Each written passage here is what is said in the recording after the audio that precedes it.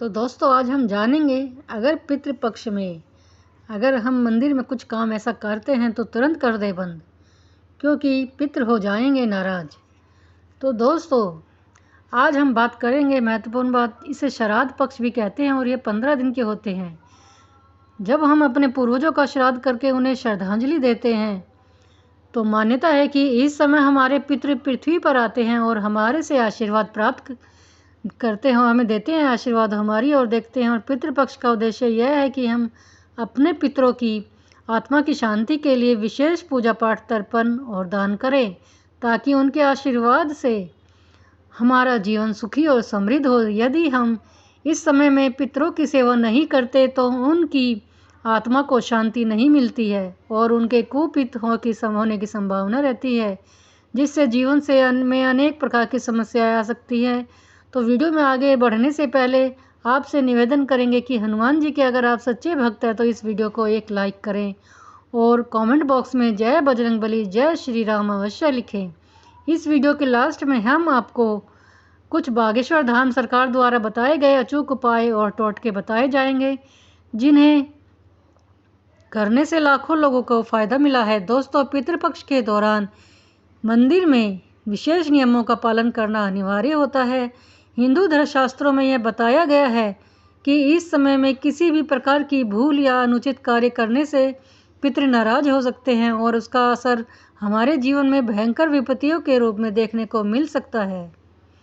पितृपक्ष के दौरान मंदिरों में पूजा करने का अपना एक अलग नियम होता है और यदि इसे अनदेखा किया जाता है तो व्यक्ति को जीवन में आर्थिक तंगी, शारीरिक समस्याओं और अन्य कठिनाइयों का सामना करना पड़ सकता है। इस विशेष समय में कुछ विशेष काम करने से व्यक्ति को अनर्थ का सामना करना पड़ सकता है और इसी विषय पर हम आज इस वीडियो में चर्चा करेंगे। दोस्तों पितृपक्ष के दौरान मंदिर में पूजा अर्चना करते समय ऐसे कई काम हैं जिन्हें बिल्कुल नहीं करना चाहिए। सबसे पहले बात करें तो इस समय में पितरों का ध्यान करने की बात कही गई है और इसीलिए देवी देवताओं की पूजा में ध्यान कम लगाना चाहिए। इस दौरान यदि देवताओं की मूर्तियों को किसी प्रकार की नई वस्त्र आभूषण या श्रृंगार सामग्री नहीं पहनाने चाहिए।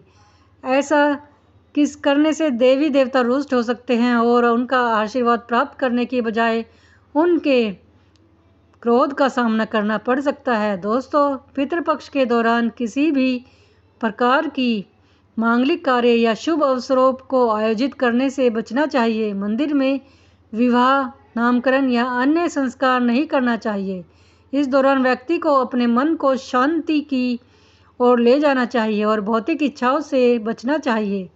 यदि आप पितृपक्ष के दौरान मंदिर में जाकर अपनी भौतिक इच्छाओं की पूर्ति के लिए कामना करते हैं तो इसका विपरीत असर हो सकता है। शास्त्रों में कहा गया है कि पितृपक्ष का समय केवल पितरों की आत्मा को शांत करने का समय है और किसी भी प्रकार की भौतिक इच्छा व्यक्त करना या उनके लिए कोई उपाय करना अनर्थ का कारण बन सकता है। दोस्तों अक्सर लोग पितृपक्ष के दौरान मंदिर में कुछ ऐसी गलतियां कर बैठते हैं जिनसे उनके पितृ नाराज हो जाते हैं।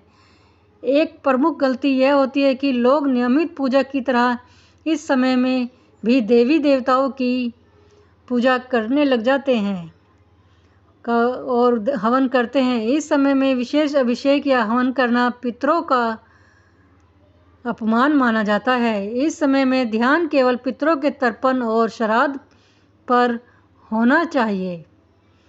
अब एक और आम गलती जो लोग करते हैं वह है मंदिर में चढ़ाई जाने वाली सामग्री का गलत चुनाव। पितृपक्ष के दौरान किसी भी प्रकार की भोग सामग्री या मिठाई देवी देवताओं को नहीं चढ़ाएं। इसके बजाय पितरों के लिए तर्पण और पिंडदान के समय अर्पित किए जाने वाले भोजन पर ध्यान देना चाहिए। इस समय में शास्त्रों के अनुसार केवल सात्विक भोजन और तामसिक भोजन से दूर रहना चाहिए। यदि आप पितृपक्ष के दौरान मंदिर में गलत प्रकार की सामग्री चढ़ाते हैं तो इसका असर आपके पितरों की आत्मा पर पड़ सकता है, जिससे जीवन में समस्याएं आ सकती हैं। तो दोस्तों यदि आपने अनजाने में या जानबूझकर पितृपक्ष में मंदिर में कुछ ऐसे काम किए हैं जो नहीं करने चाहिए थे तो इसके लिए आपको तुरंत प्रायश्चित करना चाहिए। पितृदोष से बचने के लिए सबसे महत्वपूर्ण उपाय है कि आप पितरों का उचित श्राद्ध और तर्पण करें। पितृपक्ष के दौरान विशेष पूजा पाठ और तर्पण करने से पितरों की आत्मा को शांति मिलती है और वे आपके परिवार को आशीर्वाद देते हैं। इसके साथ ही इस समय में दान करना अत्यंत महत्वपूर्ण माना जाता है। यदि आप पितृपक्ष के दौरान किसी भी प्रकार की गलती करते हैं तो तुरंत किसी गरीब ब्राह्मण या ज़रूरतमंद को भोजन, वस्त्र और धन का दान करें।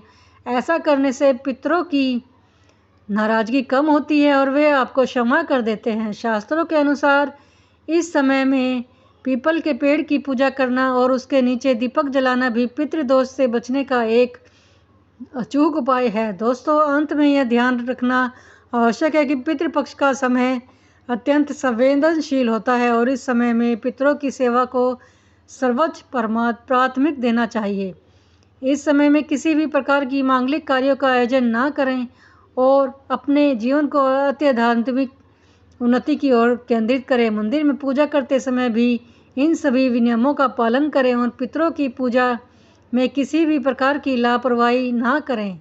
तो दोस्तों, यदि आपको ये वीडियो पसंद आया तो और हो हनुमान जी के सच्चे भक्त हो तो इसे लाइक और शेयर करना ना भूलें।